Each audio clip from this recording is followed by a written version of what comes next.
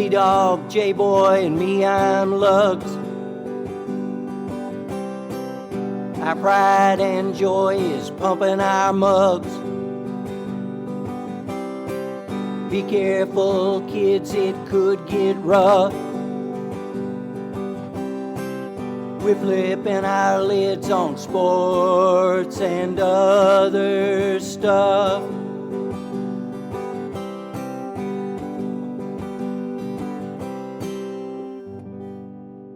Welcome to Sport Weasel Central. I'm Lugs. I'm J-Boy. And I'm T-Dog. Yes, NFL Week 12 is in the books, and here are some headlines. Brady and the Bucks lose in OT. The Jaguars hand the Ravens a shocker. Mike White, who? Yes, Mike White leads the Jets in a big way, and the 49ers, boys, are they breaking away from the pack? Well, it's another action-packed week. Lugs, let's get this started. I'm starting with a question to you. It was 15 years ago when Aaron Rodgers took over for an injured Brett Favre. Will history repeat itself now with the Packers and Jordan Love, huh? Well, I got to say that Jordan Love was fairly impressive just to be pressed into action the way he was. He made 2 or 3 really crisp, decisive throws. Maybe so.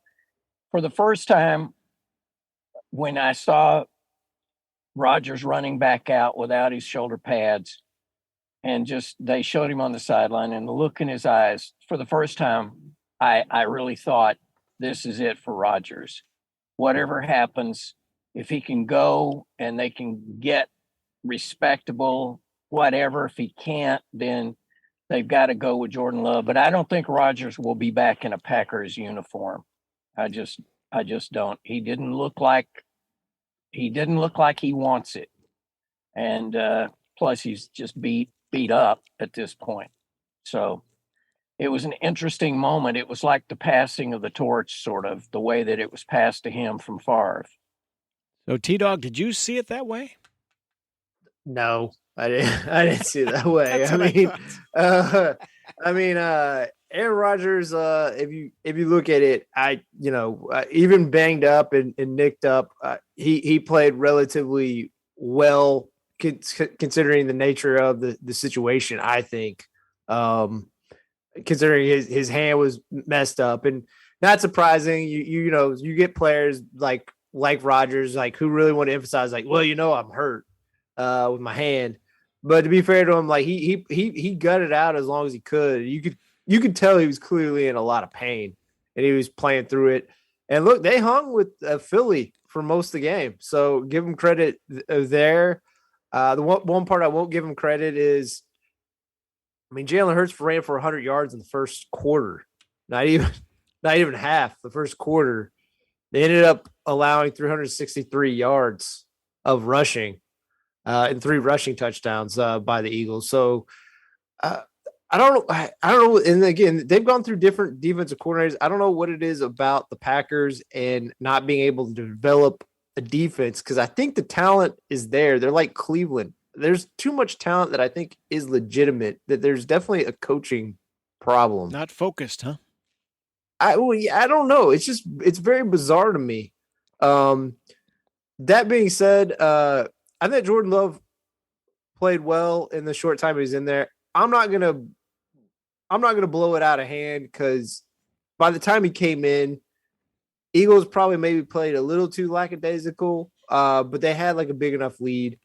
And, 60 plus yards of Jordan Love's 113 passing yards was a crosser to Christian Watson, who just raced down the sideline for a touchdown. So I'm not, he played fine. And look, to be fair to Lugs' point, after that Chiefs game last year, he definitely looks like he's in rhythm in the offense. So maybe he's not going to be a bust. I don't know if he's going to be their long-term future, but maybe if he's a stopgap for if they draft a guy next year, if Rodgers decides to retire, he'll be solid. And who knows? Think about it. When Rodgers took over for the first couple of years, man, they were saying, get rid of this dude. And he took over in his 3rd or 4th year in the league. Yeah, I just think, you look at the transitions. I'm just saying, like in our lifetime, maybe y'all can reference more than me. That Montana to Young, the Brett Favre to Aaron Rodgers, the essentially Peyton Manning to Luck. Andrew Luck. Yep. That's the 3 out of how many teams in our lifetime? I think the chances of them getting a third guy after is very low. That's all I'll say. Worth noting that Rodgers said this today. If we aren't mathematically eliminated from the playoffs, I want to continue the play. Right now, the Packers would sit as the 11th seed with the Commanders in the final slot at number 7. So they're not out of it yet. They're pretty close to being in the cellar, but still mathematically alive. So I guess we'll just wait and see. Well, that's a strange sort of backhanded statement to me. True. That says if we're not going to compete, I don't want to put my body through this. How about all those other guys out there don't have a their choice. bodies through it? Good point. Good point. I will at least agree with Lugs on this. I think it's a bad thing considering how much capital he's eaten. Considering how much more cap will eat next year, and even if they get him off the books, he's still gonna give them a lot of dead money that they can't get out of. So I mean, it's gonna be hard for them, regardless if he's back next year or if he's not. I just do want to say, since we focus so much on the Packers, I just want to give credit to the Eagles. Like I said, I worry about their defense. Yeah. They've been kind of leaky these last few weeks. That's a lot of points to give up, too, what they gave up, 33 points. Yeah, and if you kind of look at it, they've been, obviously the loss to Washington, they haven't been playing particularly well on defense, but I just do want to give credit to Jalen Hurts after Patrick Mahomes. He's clearly the MVP. They're without Goddard. His passing maybe wasn't as good as it's been most of the year, but just his rushing was just phenomenal. And just, he and the O-line just dictate so much that even if the defense only slightly improves, they're still the number 1 seed. They're still going to be a real contender for the Super Bowl. All right. And it was also this weekend, I think, was a coming out party of sorts for Trevor Lawrence finally, with what the Jaguars did with the Ravens. Of course, the Ravens, I'm not sure I get the Ravens. They were in the red zone forever, and, walk away with 4 field goals. And they still had a shot there. I mean, Tucker came up, a yard and a half short on a 67-yard field goal. Yep. Crazy. By the way, I remember when 40-yard field goals were like a goal. Now it's like just routine that people do 50 and 55. Let's just throw you out goals. there and see what you can do, kid. Go ahead. No kidding. 60-yarders are getting common. I got to give it to the Jaguars and Doug Peterson for going for the 2-point and going for it. And it worked. So hats off to those guys. Maybe we saw a little bit of what the future will be if they can get some other pieces, talent around Trevor Lawrence. Exciting game and finish to watch. What'd you say, T-Dog, about that? Which one? About the Jaguars? Jags, Ravens, baby. Oh, I think, look, and I know he didn't play this week because he's out, but everyone, and obviously I want him to do well since I'm a fan of the team he's on, and Justin Fields. But I just want to say this is everyone who's like, oh, Justin Fields is clearly the best out of this class because Trevor Lawrence during that time was kind of, just middling. Trevor Lawrence, for the most part this year, has shown flashes that he is going to turn the corner this year.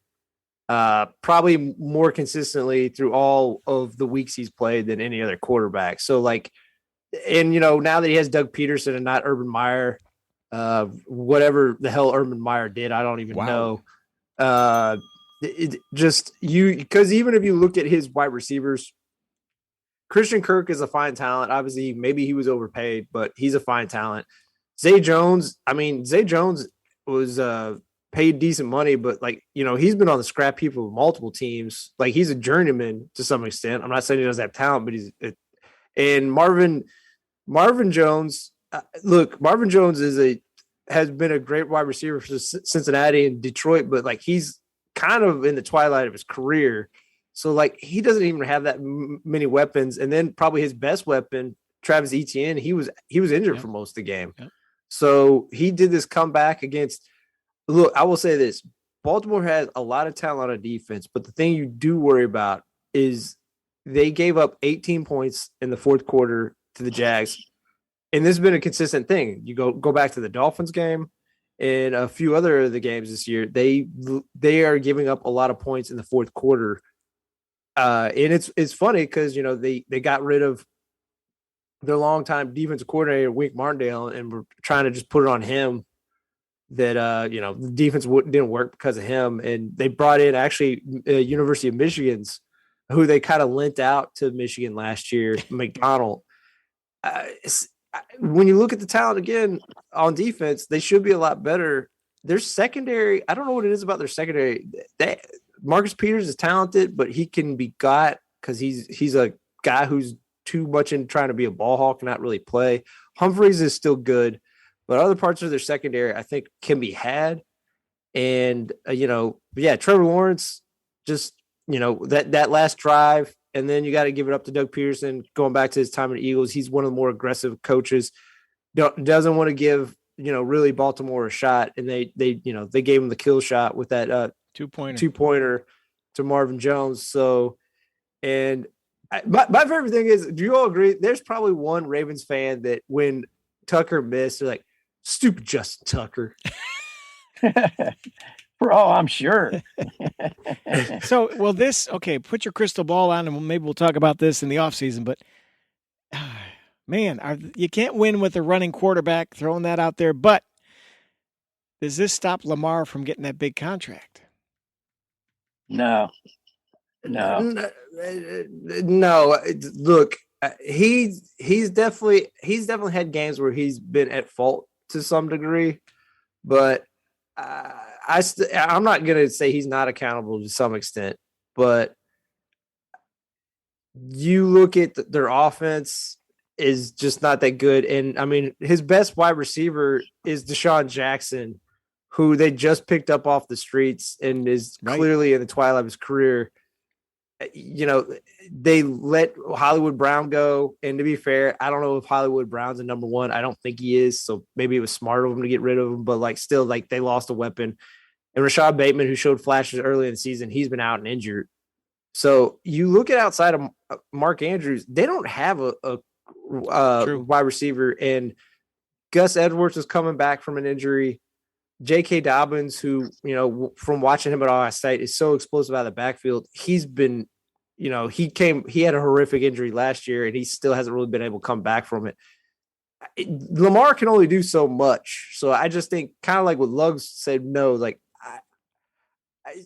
I'm going to find it. I can see why you can say, look at his raw numbers and say, this is why he doesn't deserve the contract. I would brush back and say, you haven't surrounded him with anything, and he still kept your team afloat when particularly your defense has cost you games. I don't think it's mostly on Lamar. Maybe I'm being too much of an apologist, which I understand, but I just think he still deserves a huge contract.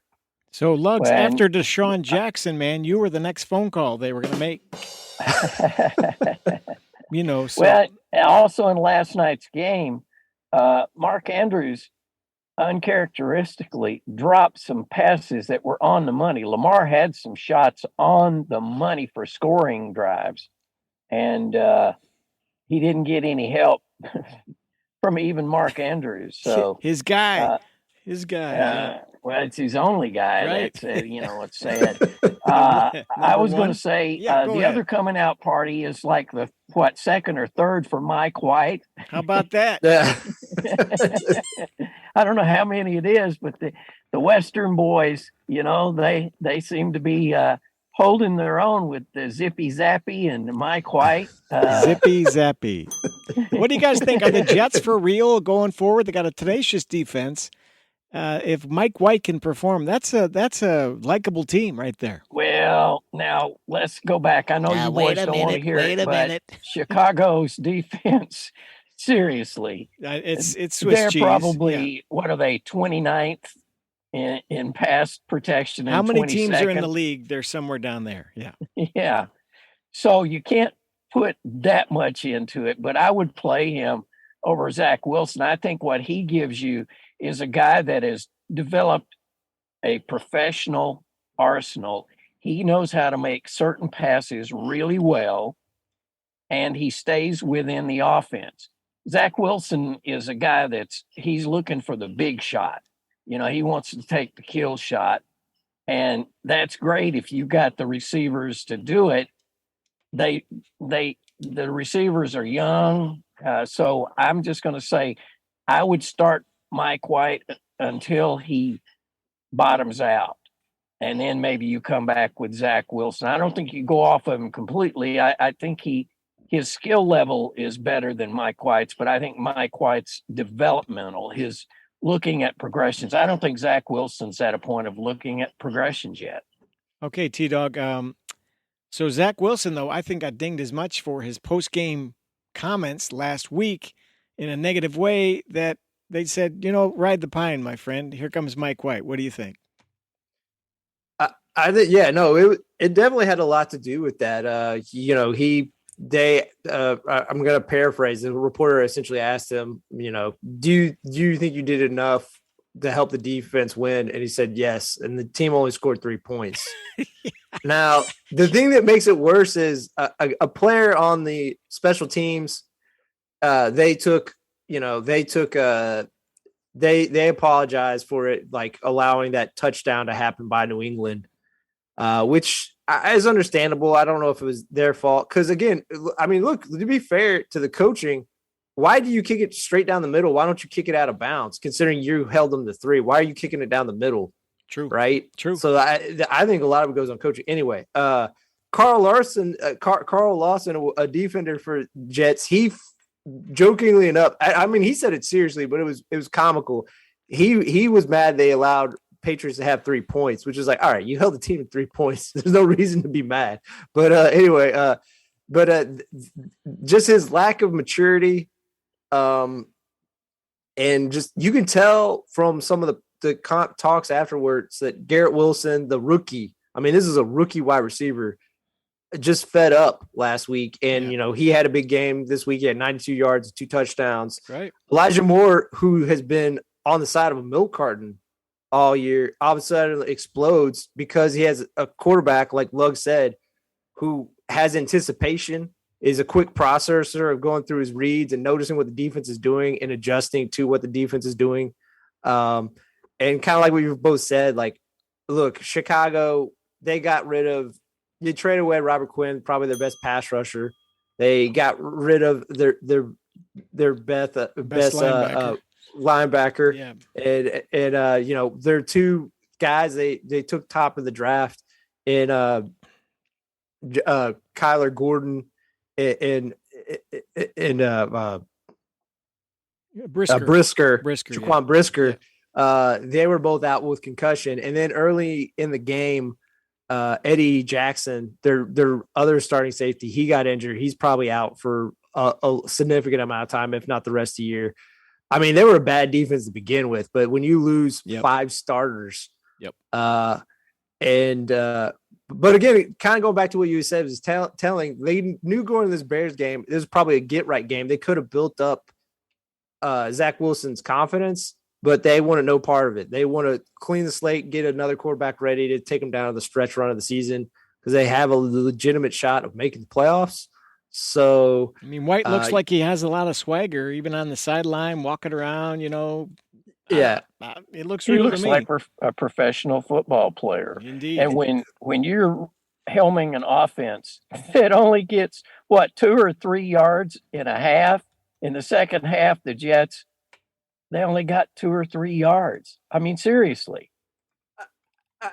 And I will say this, it kind of, because Lug's kind of alluded to this, maybe down the road, I know this is crazy to say, maybe Western Kentucky gets better quarterback prospects, because there has to be something about, just because I know they have such a pass-heavy offense, just getting all those additional reps probably year in, year out in comparison to other guys. True.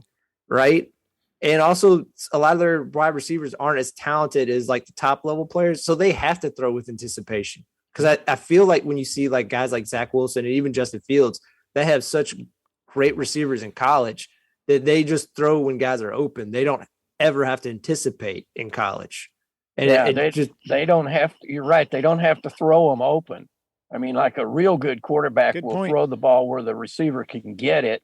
Good point. But it was cool. And to play in the Big Apple like New York, I mean, that takes a lot. It's not like you're playing in Cleveland or Cincinnati or somewhere that's a smaller market. Well, and that showed in that interview with Zach Wilson. It showed that he was a guy that came out of the sticks. Provo, Utah, baby, BYU, right? He wasn't ready for prime time at all. So, but let's do a little college. Did anybody catch the old Michigan whoop up on Ohio State? How about that? Goodness. Jim Harbaugh, 2 years in a row. Yes, sir. Well, and think about it. Harbaugh, 2.5, 3 years ago, they took money away from him. They cut his salary and stuff because he's not likable. Let's just be honest about that. He's not likable. But man, those Michigan players, they were hitting some people. They were truly hitting some people. I think it was Stroud's moment to lose the Heisman that he just lost. But impressive by Michigan. Of course, that quarterback McCarthy, weak arm. There were a couple of moments where he won't go pro, I don't believe, because he had receivers wide open and he could not get the ball downfield to them. So, but anyway, I was impressed by the game because I honestly thought Ohio State would score 55, 60 points easily. But hey, you got to play it. So. Yeah, I think it is funny like how long it feels like going back to when Lloyd Carr left Michigan. Wow. It's been rough. Like the rivalry, it for the most part has been very rough for Michigan, and obviously Ohio State's been in their heads, and just in 2 years, I mean, it's been twice the same thing where it's Michigan throttling them. And it's even worse that it happened, in Columbus. And, the last offseason, Ryan Day changed up his defensive staff. They brought in a coordinator who they're paying $2 million a year to, and the same result. So, and there's murmurs of getting rid of Ryan Day, which I find absurd. The man's never had a single-digit winning season. Right. And just because of 2 years, which I understand it's a rival, but still it's kind of ridiculous to me. And the scary thing, guys, is like, if you think about it, it could have been a lot worse because obviously Blake Corum got nicked up in the Illinois game. I mean, he only had 2 carries for 6 yards. I mean, if Blake Corum was healthy in this game, I mean, even Donovan Edwards, who had a big game, I mean, his hand was messed up. He had a soft cast on. I mean, if you watch him run on 2 of his big runs, he kept the ball on the inside because I don't think he could change it to his other hand. Yeah. So, and the other thing that's scary for him too is JJ McCarthy. I could be wrong. I believe is a true sophomore, so he has to come back another year. So CJ Stroud will be gone. He will go into the draft. JJ McCarthy will have another year of being seasoned, playing against Ohio State for year 3. So it's definitely going to stick in the craw of Ohio State. But yeah, now the psychological warfare has been reversed. So Michigan goes to the Big Ten championship game against Purdue, barring a miracle by Purdue, which isn't going to happen. Michigan's in your final 4 of the CFP, College Football Playoff. What are your other 3 teams? Well, Georgia, of course. Yeah. And I would say USC.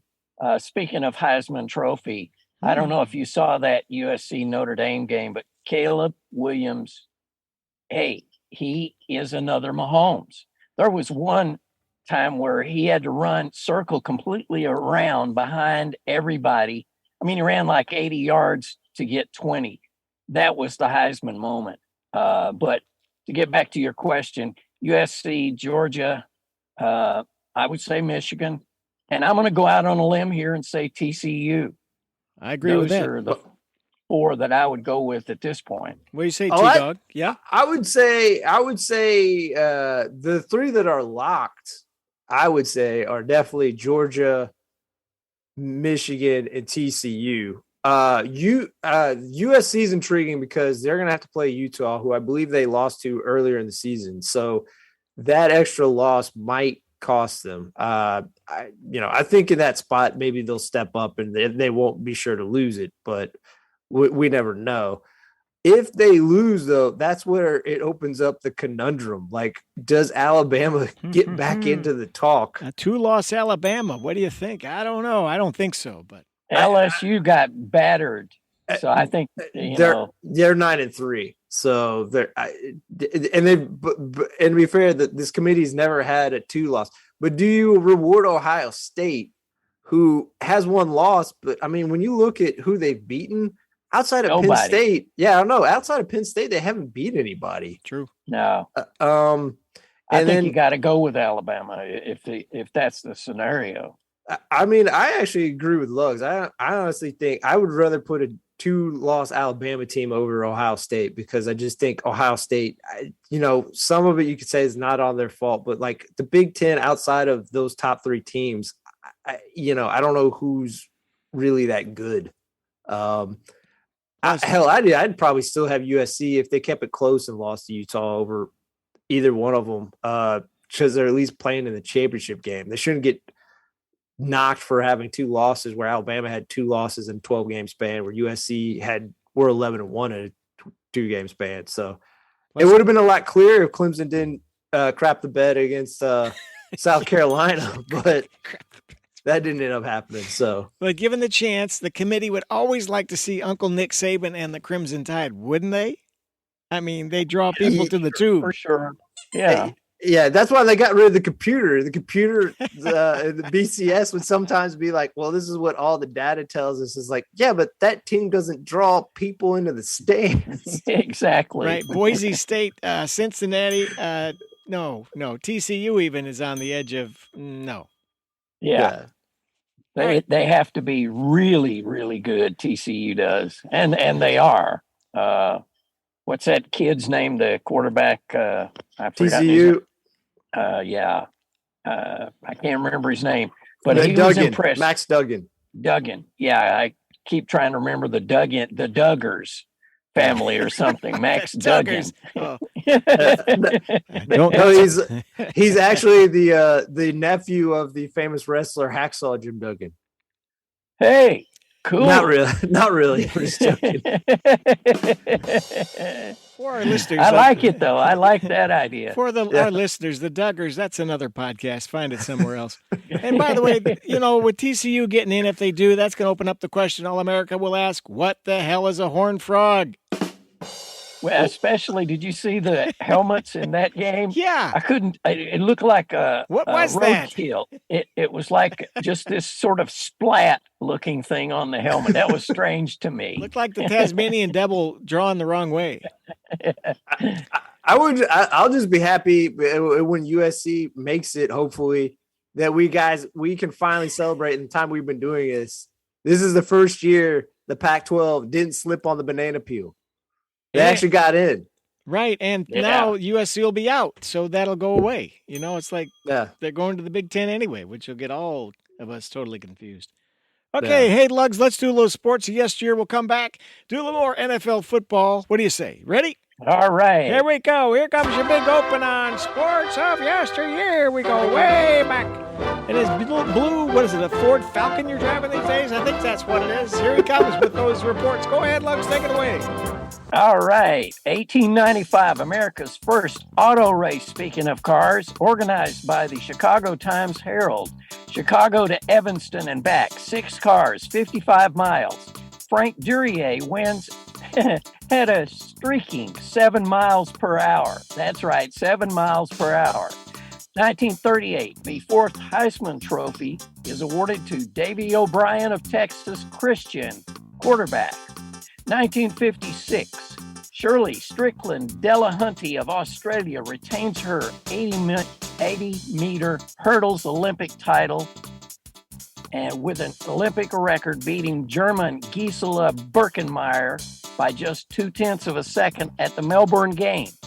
1975, here we go for you hockey fans. Bobby Orr plays his last game for the Boston Bruins. And finally, 2015, British boxer Tyson Fury beats Ukrainian Vladimir Klitschko by unanimous decision to win WBA, WBO, IBF, IBO, the Ring Magazine, and Lineal heavyweight titles in Dusseldorf. This ends Klitschko's 9-year reign as champion. Got a note, today, Vladimir and his brother Vitaly, who is the mayor of Kyiv, Ukraine, have both joined the army to defend Ukraine against the Russian attempt to take over their country. So good luck to those fellas. That's it for Sports of Yesteryear. Thank you, Lugs. Okay, I have a question about Bobby Orr. Bobby Orr, greatest hockey player of all time. Pretty close to Gretzky in many people's opinion. What do you guys think? Remember seeing Bobby Orr play? No, sir. I've never. That was a big setup for nothing, I see. Hockey game. I'm sorry. I cannot comment. I believe Bobby Orr was before my time. So I know of him. I know of the great statue of him going back to his playoff days where he was horizontal to the ice on the winning shot, I believe, right? Yeah, it sounds about right. Yeah, Bobby Orr. I think he's the still only with thing us. I know about hockey is it Detroit where they throw octopi onto they do. onto Squid, the ice? octopus. Yeah. Yep. Okay, So- Bobby Orr, taking a mental note. Leave that out of the show next time. All right, let's move on to some NFL. I have a question about the 49ers. Are they coming alive at the right time? Jimmy G's got the throttle. It's all good. Gonna happen. They're the number one team out there in the West. Just tossing it out. Well, after watching them throttle New Orleans, of course, New Orleans again, Ain't much. not a whole lot. But I will say, San Fran's defense, they're out to hurt some people. I watched a couple of times where whoever got hold of Alvin Kamara first would hold him up, and the second guy would come in and just boom, and the ball would hit the ground. I mean, it was that was vicious. Those boys play a vicious brand of defense. And, you know, in typical fashion, our boy, he throws just well enough to get them to score. I mean, yeah, it's never going to be by a wide margin, but he gets them there. So, T-Dog, is he the ultimate game manager, quote, end of quote? Like I said, he's Jimmy? a quote-unquote great game manager, but here's where it gets flawed. For like 85%, and then that 15%, he usually has one throw where maybe the defense drops it, but it's like a boneheaded pick that, like, you know, even if, you know, sometimes like guys run the wrong routes or like, you know, it's an anticipatory throw where he, you know, their mechanics are off. No, he usually just makes a bad throw. And so I guess to answer your question, for the most part, yes, but I would think a game manager is one who just from beginning to end, maybe their ceiling's not high, but their floor is also high. So Do you think he does that for fantasy football? Maybe? no, because what he does for fantasy football, it doesn't help Screws you it at up. all. Okay, does he do it Yeah. to sell more tickets? Does he do it for better TV ratings? You want to watch that because you know it's coming. It's coming. Third quarter, fourth quarter, it's coming. Maybe for ratings. I mean, I will say on offense, I do worry about him because I believe Elijah Mitchell, their second running back, he just came back from injury. It looks like maybe he injured his knee again. Hopefully it's not too severe. Hopefully he can be back up and running soon and definitely for the playoffs. Christian McCaffrey, I think he was kind of nicked up and bruised because Mason kind of took over, I think, late in the game. Hopefully he can stay healthy too. I mean, I'm not going to worry too much because they can get a bunch of random guys running well off the street. But kind of like what Lug said, I think the main takeaway is just their defense has been so suffocating. I think, 4 or 5 games in a row, they haven't allowed an opponent to score in the second half. Don't have to score much with that, do you? No. So, and, you know, I think Debo will get healthy. He's not 100%, but I think Debo will get healthy.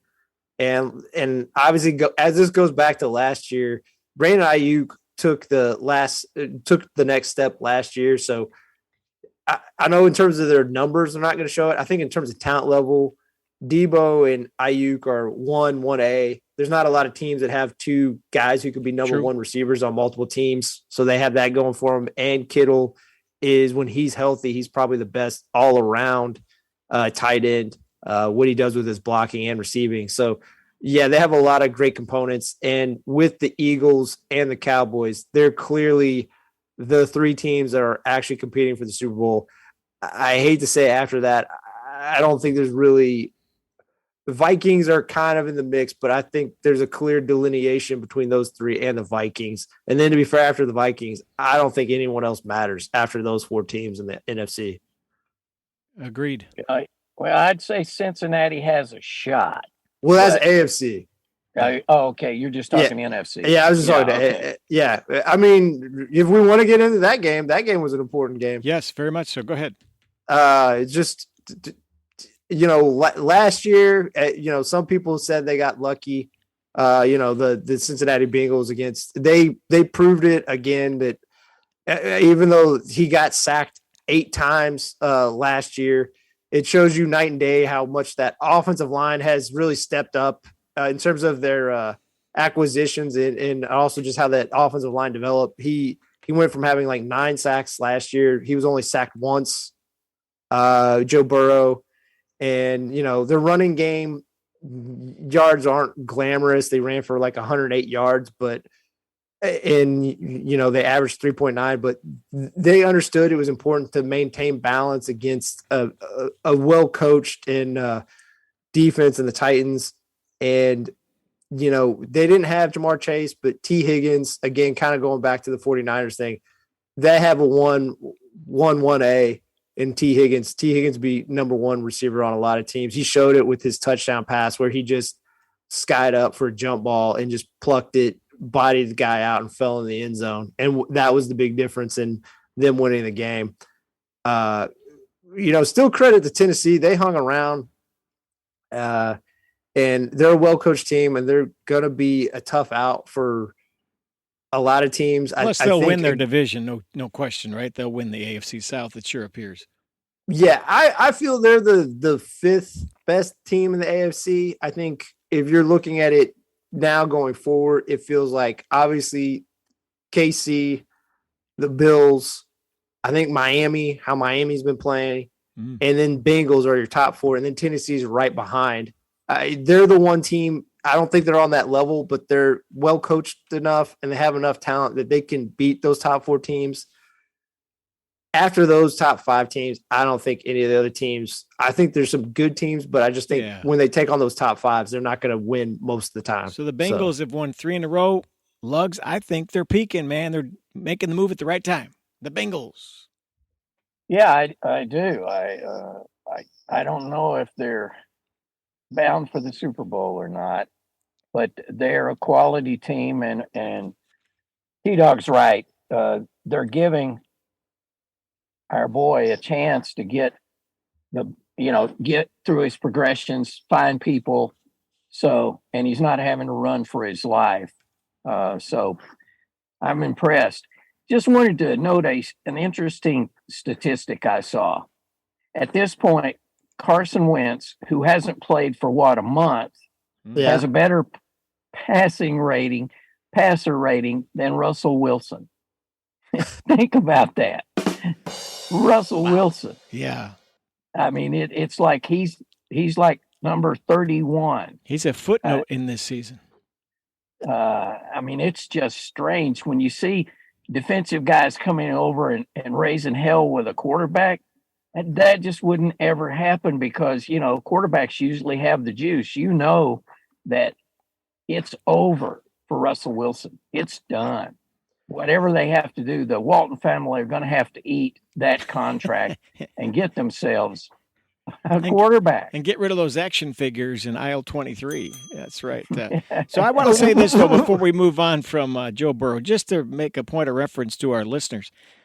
Let it be known that the Joe Burrow fan club started right here in August of 2020 when we first started this program, initiated, primary, right here, founders, right here. All right. Go ahead, T-Dog. I was gonna say that I'll move into what Lugs was kind of approaching. I just want to say, just the Bengals, Titans play a good defense, so they held them to 20. But the one thing that's been impressive with the Bengals is they've had a lot of 30-point outputs without Jamar Chase. Jamar Chase should be back, supposedly. I mean, he was out there practicing before the Titans game, and I guess they just felt like, let's hold him out one more game. He should be involved in the stretch run, so that just gives them just another weapon. And I just feel like kind of what Lug said with the offensive line, kind of giving him some extra confidence to maybe wait a little bit. I mean, he ran for, I think, 38 yards. So like he's going to scramble when he needs to. And that was a critical role in their win against the Chiefs in the playoffs last year. So I think they're hitting their stride. I think they can knock off some of those top teams. I mean, obviously they showed KC twice last year. They could do it. So they're a team to watch, but transitioning into kind of what he said, the scary thing is I know you're talking Walton family should get out of it. How do you though? Again, this is like the Aaron Rodgers thing on situation. Right. It's funny. They won it clearly with the Hackett hire. They won it Rodgers, and then this was their consolation prize, which, I know sometimes we could be harsh on Aaron Rodgers. Like I said, even that Eagles game where his hand was messed up and his ribs were messed up, I think he played pretty solid considering the situations. I still think Rodgers is good. He's playing with a broken thumb, bone in that thumb, man. It's broken, it's fractured. And like I said, I think, to be fair, Christian Watson's starting to really emerge. But before Christian Watson, who was injured for most of the year, right? He either had concussions or hamstring issues. Like, he didn't have, like, a true weapon. And, regardless as much as we like all these top quarterbacks, they still have to have a top weapon to, like, be – because, again, like we've said multiple times, Josh Allen doesn't become Josh Allen with that stuff on Diggs. And I just feel like regardless of that, Aaron Rodgers still playing good. Russell Wilson, say what you will, Cortland Sutton is not a Stephon Diggs, but I still think he's good. I think Jerry Jeudy is very good. Russell Wilson, I just think is broken. I mean, there's no other way to say it at this point. I mean, I hate to say that for Denver fans. They gave up all those draft picks. They gave up Noah Fant, who's a talented player. He's in Seattle now. Gave up all that cash. Wow. And the sad thing is I don't think they can move on. Like, it's been so bad. I don't know how you move on with all that money they gave up. Like, I don't know how you make it work. I think that locker room is just poisonous at this point. I think all those guys are looking at Russell Wilson and thinking, dude, you took every asset we had and you've given us nothing. Those other players, they know it. And, I think he's going to be getting a lot of lookout blocks where the offensive lineman goes, look out, bam. And that's how they'll get rid of it. A lot of Matador blocks. Olay. Oh, there we go. Yeah. So, all right, we got a little bit of time left. What other games you want to hit on here tonight, fellas? 43 past the hour on the Magical program. With Thanksgiving, early game, I just want to say, Bills pull it off. Credit to the Lions. It looks like they were going to get 5 in a row, but Jared Goff on that third down, wide receiver came wide open, and he just shorted it. And then they had to settle for a field goal. And then Josh Allen was able to, they had to settle for a tie. And then Josh Allen was able to march down the field and get him in field goal range to kick to win it in regulation. Giants has been a good run, but Cowboys just showed like it's just so much a class. Prescott has to play better, like Josh Allen. They both have to step it up when it comes to postseason because they're not playing at the level they need to if they want to have a shot at the Super Bowl. And they took the blueprint of from the Cooper Rush where they're getting Elliott and Pollard like 15 carries a game. That's definitely the recipe for, I think, them having a shot at making the Super Bowl. And again, the Patriots Vikings game was case Kirk Cousins. Hey, Kirk Cousins played phenomenal against a talented defense in the Patriots. So, I mean, I'm going to give him credit because I know sometimes we can go off on him. Justin Jefferson, again, proving why, besides maybe Tyreek Hill, he's one of the best wide receivers in the game. And I guess from the Sunday slate of games, I want to give just one shout out to Jacoby Brissett. I know Deshaun Watson will take over next week, but what a gutsy game in which he played. I know he had an interception, but that was a Hail Mary at the regulation. He played a smart, efficient game for the most part against a talented defense. A great touchdown pass to David Njoku in regulation. And I don't know if you all saw that block he helped on the Schwartz touchdown pass. I mean, he was giving his all. So, like I said, I'm happy for him. I know he might not be a regular starter going forward, but, I mean, we've seen some of these backup quarterbacks, like, seeing Trevor Siemian. If Trevor Siemian is a backup quarterback, man, Jacoby should have another 10 years in this league as a backup journeyman quarterback. But then there's Taylor Heineke, too. Like, there's another guy. All he does is win. Yeah, so. Yeah, you've had a number of quarterback bust, big time. I mean, off the top, Russell is the worst.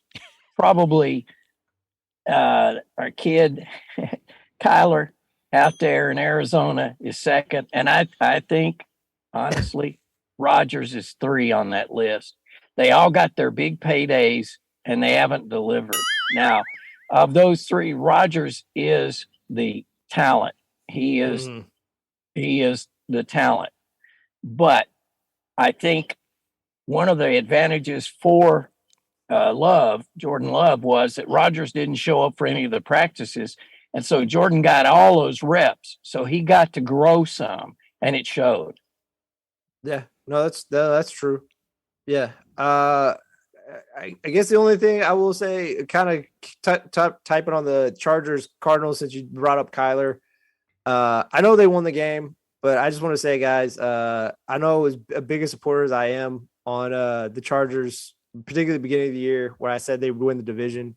I'm out. I'm cashing out on my chips. I know I sell low. Push him to the center of the table, man. You're over. You're done. Bro, well, just Brandon Staley. And then look, I still love Justin Herbert. I still love Austin Eckler. I love a lot of guys on their team. Brandon Staley, I just don't think is a good coach. I thought last year, I thought he did some things that I really liked, but I just don't think he's a good coach. I mean, that James Conner almost won this game, who I think he's a solid back. I don't think he's a great back. They just week in, week out, they just get run on by everyone. And they're like, oh, this is how you play defense in the league anymore. I don't think that's true. I don't think that's true at all. So I think next year, Sean Payton will be the coach at San Diego. That's my wild-ass prediction. Well, you're going to lose money because they play in Los Angeles, but I agree with you. He will be a Chargers head coach next year. I agree in San Diego for other reasons, perhaps. Yeah, but I agree with you that I co-sign on him going to Los Angeles Chargers. Like, it makes a lot of sense. So. All right, well, we're going to shut this one down. We want to thank you for listening to this episode of Beat Up Aaron Rodgers. We're here every week. Brought to you in part by Rudy's Furniture Mart. After decades of selling quality furniture and everything's got to go, we're going to liquidate to the bare walls. Got to go, got to cut it. Our guy's there cutting price tags now. His name is Fish. And this week, for literary fans and those who are thinking of getting married, Fish and the gang will be hosting a marriage seminar in honor of the 1582 marriage of famed English poet and dramatist William Shakespeare to Anne Hathaway. Anne looks great for a gal that's over 400 years old, don't you think? Just kidding. If you're looking to get married or to get out of a marriage, come on down this Saturday at 1 p.m. We'll have lawyers, counselors, and a wet bar standing by. Thanks for watching and listening to Sport Weasels. We'll be back next week. So long, everybody. Bye-bye.